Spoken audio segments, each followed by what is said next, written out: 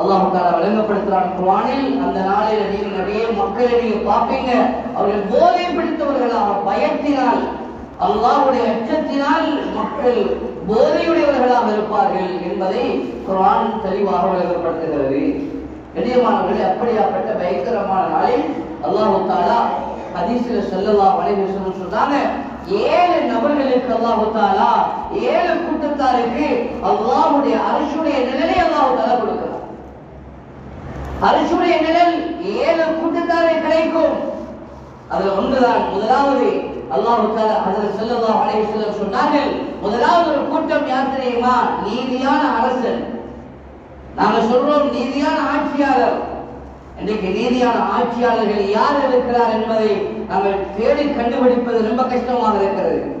அது நிர்வாகத்துடைய தலைவராக இருந்தாலும், வீட்டிலே பொறுப்பு செல்லக்கூடிய அந்த கணவனாக இருந்தாலும், இவரும் இந்த ஹதீஸுக்கு இந்த விளக்கத்துக்கு உட்படுவார் என்பதை உலமாக்கள் திட்ட தெளிவாக குறிப்பிட்டிருக்கிறார்கள். யாரெல்லாம் பொறுப்புதாரிகளோ, யாரெல்லாம் பொறுப்புதாரிகள், வீட்டுடைய அரசர் கணவன், ஒரு ஊருடைய நிர்வாகி, அந்த பள்ளியுடைய நிர்வாகத்துடைய தலைவர், இளையமானவர்களை பொறுப்பெடுக்கிறது அல்ல. இதனால் சொன்னாங்க, நீதியான அரசன் யாருக்கு என்ன வந்தாலும், ஏதோ வாப்பாவுக்கு தான் பத்தடிக்க வந்தாலும், ஏதோ வாப்பாவுக்கு ஒரு சட்டத்தை நிறைவேற்றுவதற்கு எனக்கு வந்தாலும், அதிலேயும் நான் நீதமாகத்தான் இருப்பேன் என்று ஏதோ சகோதரர் பரவாயில்லை சைடால விளங்கி அவருக்கு சப்போர்ட் பண்ணி ஏதோ நான் எந்த விடயத்தை முடித்துக் கொள்ளலாம், இவரால ஏதோ ஒரு விஷயத்தை சாதித்துக் கொள்ளலாம், இவரை தப்பம் மறைச்சிடுவோம் என்று நாங்கள் மறைச்சிட்டால் இது நீதியான அரசன் அல்ல. அந்த நேரத்தில் நாங்கள் அதற்குரிய அடுத்த கட்ட தண்டனையை மக்சருடைய மைதானத்தில் பெற்றுக்கொள்ள வேண்டியிருக்கும். இளையமானவர்களே சொன்னாங்க ஸல்லல்லாஹு அலைஹி வஸல்லம், நீதியான அரசன், நீதி என்பது அது எந்த விதத்திலே நீதியாக இருக்க வேண்டும் என்பதை நாங்கள் நீங்கள் வழங்கித்தான் வைத்திருக்கிறோம். அவ்வாறு நீதி செலுத்தக்கூடிய அந்த அரசனுக்கு அல்லாஹ் தஆலா அவனுடைய அர்ஷுடைய நிழலை கொடுக்கிறான் என்பதை ஸல்லல்லாஹு அலைஹி வஸல்லம் சொன்னார்கள். இரண்டாவது சொன்னாங்க ஸல்லல்லாஹு அலைஹி வஸல்லம், அல்லாஹ்வுடைய வணக்கத்தில் தன் வாழ்நாட்களை கழித்த வாலிபர், அல்லாஹ்வுடைய வணக்கத்தில் தன்னுடைய இந்த விடயத்தில் ஸல்லல்லாஹு அலைஹி வஸல்லம் சொல்லி இருக்கிறது வாலிபனை பற்றி. அல்லாஹ்வுக்காக வேண்டி தனது இபாதத்தில் அவர் தன்னை நிலைத்திருக்கிறார்.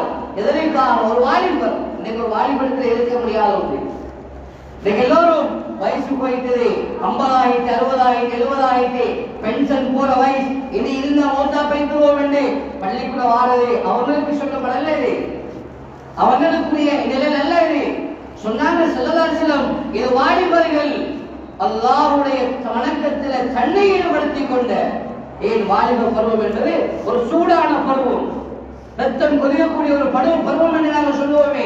கண்ணியமானவர்களே, அந்த பருவத்தில் எல்லா பாவத்தையும் செய்வோம் என்று எல்லாரும் நினைக்கக்கூடிய நிலைமைகள். எத்தனை வாலிபர்கள், எத்தனை பேர் புது வருஷம் கொண்டாடினாங்க. கண்ணியமானவர்களே, அல்லாஹ் பாதுகாக்க. அதே நிலைமைகள் மௌத்து வராமல் இருக்கிறதுக்கு இந்த நிலைமைகளில் தன்னை அல்லாஹ்வுடைய இபாதத்துக்காக அல்லாஹ்வுக்காக வேண்டி தன்னை அர்ப்பணித்த ஒரு வாலிபரை பற்றி ஸல்லல்லாஹு அலைஹி வஸல்லம் சொன்னார்கள். இந்த வாலிபருக்கு அல்லாஹ் தஆலா நாளை கியாமத்துடைய நாளையில் எல்லா மக்களும் அவர்கள் விரண்டோடக்கூடிய நாள், உம்மாவை கண்டு வாப்பா, வாப்பாவை கண்டு மகன், மகனை கண்டு பெற்றோர்கள் இவ்வாறெல்லாம் விரண்டோடக்கூடிய அந்த நாளையிலே அல்லாஹ் தஆலா இவர்களுக்கு நிழல் கொடுப்பான் என்று சொன்னதை ஒரு வாலிபரை பற்றி ஸல்லல்லாஹு அலைஹி வஸல்லம் சொன்னார்கள். அல்லாஹ்வுடைய இபாதத்திலே ஈடுபடக்கூடிய வாலிபர் என்பதாக. மூன்றாவதாக ஸல்லல்லாஹு அலைஹி வஸல்லம் அவர்கள் சொல்கிறார்கள், மஸ்ஜிதுடன் தொடர்புள்ள உள்ளம் கொண்ட மனிதன் தன்னுடைய வாழ்க்கைகளை எந்த ஒரு தேவை வந்தாலும், எந்த ஒரு பிரச்சனை வந்தாலும் மஸ்ஜிதுக்குள்ளே ஓடி வருவார். எனக்கு பஜார்ல கஷ்டமாக இருக்குது, வேற யார்கிட்டையும் கடன் வாங்க மாட்டார், பேங்குக்கு போக மாட்டார், உம்மாட்ட பத்தி சொல்ல மாட்டார், மனைவிட்டு சொல்ல மாட்டார், வருவார் மஸ்ஜிதுக்குள்ளார 2 ரக்காத் தொழுவார், அல்லாஹ்விடத்திலே தன்னுடைய தேவைகளை முன்வைத்துக் கொள்வார். மஸ்ஜிதோட நெருக்கம், பாங்கு சொன்னா இருக்க மாட்டார், மஸ்ஜிதுக்குள்ள ஓடி வந்துடுவார். பாங்கு சொன்னா வெளியில இருக்க மாட்டார், மஸ்ஜிதுக்குள்ள ஓடி வருவார்.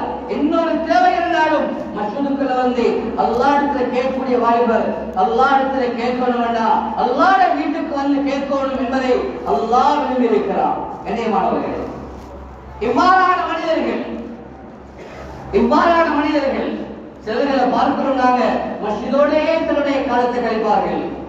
சிலருடைய மௌத்தும் மஸ்ஜிதுக்குள்ளாக, சிலருடைய மௌத்தும் அவர்கள் நினைக்கிறார்கள், யா அல்லாஹ் என்னை இந்த பள்ளிக்குள்ள வச்சு உருவாகிறது அப்படின்னு ஸல்லல்லாஹு அலைஹி காலத்தில் இருந்தார்கள். சஹாபாக்கள், திண்ணை தோழர்கள், மஸ்ஜிதுடைய வெள்ளை புறாக்கள் என்று சொல்லக்கூடியவர்கள் எல்லாம் ஸல்லல்லாஹு அலைஹி காலத்தில் இருந்தவர்கள். இந்த காலத்தில் இருக்கிறார்கள். அவர்கள் மஸ்ஜிதுல மட்டும் நோம்பு வாரங்க மட்டும் பள்ளிக்கு வாராக்கள் இல்லை. நோம்பு வரப்போதே கஞ்சி கொடுக்கிறாங்க என்று பள்ளிக்குள்ள வாராக்கள் இல்லை. இவங்க யார்? பள்ளியோட எந்த நேரமும் தொடர்பு ஏற்படுத்தக்கூடிய, அந்த உள்ளத்தை இழற வைத்து எவ்வாறு தனது குடும்பத்துக்கு துனியாவுக்காக தன்னுடைய உள்ளத்தையும் உடலையும் செலவழிக்கிறோமோ இதே போல தன்னுடைய உள்ளத்தையும் உடலையும் மஸ்ஜிதுக்காக செலவழிக்கக்கூடிய, அந்த உள்ளத்தை தொடர்புபடுத்தக்கூடிய அந்த மனிதர் என்பதை ஸல்லல்லாஹு அலைஹி வஸல்லம் அவர்கள் சொன்னார்கள். நான்காவதாக சொன்னார்கள், அல்லாஹ்வுக்காக நேசம் வைத்து அல்லாஹ்வுக்காக ஒன்று சேர்ந்து அல்லாஹ்வுக்காக பிரியும் இரண்டு மனிதர்கள் என்பதாக ஸல்லல்லாஹு அலைஹி வஸல்லம் சொன்னார்கள். இவர்களுக்கும் அல்லாஹ் தஆலா மஹ்ஷருடைய மைதானம், அல்லாஹ்வுடைய அர்ஷுடைய நிழலிலே அல்லாஹ் தஆலா நிழல் வழங்குகிறான் என்பதை ஹதீஸிலே ஸல்லல்லாஹு அலைஹி வஸல்லம் சொன்னார்கள். கண்ணியமானவர்களே, யாருக்கு? அல்லாஹ்வுடைய நேசத்துக்காக, அல்லாஹ்வுக்காக வேண்டி இரண்டு மனிதர்கள் ஒன்று சேருகிறார்கள். அல்லாஹ்வுக்காக வேண்டி இரண்டு மனிதர்கள் சந்தித்துக் கொள்கிறார்கள். அல்லாஹ்வுக்காக வேண்டி பிரிகிறார்கள். நாங்க பார்க்கிறோம், ஒரு ஜமாத்துல போகக்கூடிய ஒரு மனிதர்கள், இது உதாரணம் உங்களுக்கு சொல்ல வேண்டும் என்றால், அவர்கள் ஜமாத்துல போய் ஒரு வீட்டுக்கு போய் தஸ்தில போய் அவர்கள் சந்திக்கிறார்கள். ஒரு மனிதரை சந்திக்கிறதே அவர்கிட்ட காசு வாங்குறதுக்கு அல்ல, அவர் சந்திக்கிறது அவருடைய நேசத்துக்காக. நான் மட்டும் சொர்க்கத்துக்கு போறல, நீங்களும் சொர்க்கத்துக்கு போகணும் என்று அவர்கள் முசாபா செய்யறாங்க. அவர்கிட்ட அல்லாஹ் பத்தி ஞாபகப்படுத்துறாங்க. நீங்க பள்ளிக்குள்ள வாங்க கூப்பிடுறாங்க. இந்த ரெண்டு மனிதர்களை பத்தி தான் ஸல்லல்லாஹு அலைஹி வஸல்லம் சொல்றாங்க. இவர்கள் அல்லாஹ்வுக்காக வேண்டி சந்திக்கிறார்கள், வேற எந்த நோக்கம் இடத்துல இல்லை. அல்லாஹ்வுக்காக வேண்டி சந்திக்கிறார்கள், அல்லாஹ்வுக்காக வேண்டி ஒன்று சேர்கிறார்கள், அல்லாஹ்வுக்காக வேண்டி பிரிகிறார்கள். கண்ணியமானவர்களே, இவர்களுக்கும் அல்லாஹ்வுடைய அர்ஷுடைய நிழல் நாளைக்கு மறுமையில் அங்கே கிடைக்கும் என்பதை ஸல்லல்லாஹு அலைஹி வஸல்லம் சொன்னார்கள். இது தாவத்துடைய அமைப்புல, தப்லீக் ஜமாத்துடைய அமைப்புல மட்டுமல்ல, இது இன்னொரு வேதத்துல வேற எந்த முறைகளில் நாம் ஒரு மனிதரை அல்லாஹ்வுக்காக வேண்டி சந்தித்தாலும், அல்லாஹ்வுக்காக வேண்டி நாம் ஒன்று சேர்ந்து அல்லாஹ்வை பற்றி பேசிவிட்டு அவரிடத்திலிருந்து ஒன்று பிரிகிறோம் என்றிருந்தால் இவர்களுக்கும் அல்லாஹ் தஆலா அந்த மஹ்ஷருடைய மைதானத்திலே அல்லாஹ் அர்ஷுடைய நிழலை கொடுக்கிறான் என்பதை ஸல்லல்லாஹு அலைஹி வஸல்லம் சொன்னார்கள். ஐந்தாவதாக ஸல்லல்லாஹு அலைஹி வஸல்லம் சொன்னார்கள், மதிப்பும் அழகும் வாய்ந்த ஒரு பெண் தன்னுடைய இச்சைக்காக இணங்குமாறு அனைத்தும் நான் அல்லாஹ்வை அஞ்சுகிறேன் என்று ஒதுங்கிக்கொண்ட ஆண்களும் பெண்களும், ஆண்கள் மட்டுமல்ல பெண்களும் இருக்கிறார்கள். கண்ணியமானவர்களே, மிக முக்கியமானது, தன்னுடைய சக்தி இருக்குது, உன்னுடைய தேவை இருக்குது, தனக்கிட்ட அளவு இருக்குது, எல்லாம் இருக்குது என்றாலும் நான் அல்லாஹ்வை பயந்து ஒதுங்கிக் கொள்கிறேன், அஞ்சிக் கொள்கிறேன் என்று யார் ஒதுங்கிக் கொள்கிறார்களோ அவர்களுக்கு அல்லாஹ் தஆலா நாளைக்கு மறுமையில் அர்ஷுடைய மைதானம், அந்த மஹ்ஷருடைய மைதானத்திலே அர்ஷுடைய நிழலை கொடுக்கிறான் என்பதை ஸல்லல்லாஹு அலைஹி வஸல்லம் சொன்னார்கள்.